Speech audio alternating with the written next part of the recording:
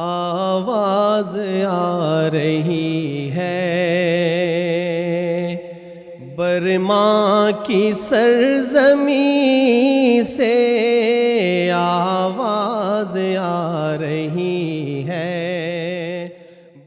The long-suffering, persecuted Rohingya people are fleeing Myanmar in their tens of thousands daily.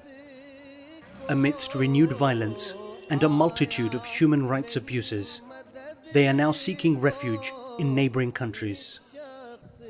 Many do not survive the perilous journeys across land or sea.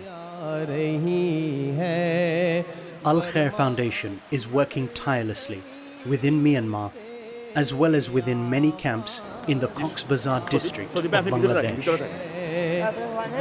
endeavoring to provide vital aid to these worn, tired and hungry people, most of whom are women and children. Our teams on the ground require your urgent support in delivering as much aid as swiftly as possible. Just £50 will provide food sustenance as either a food pack or as cooked meals. £30 provides clean drinking water. £25 delivers much needed hygiene kits for families and individuals.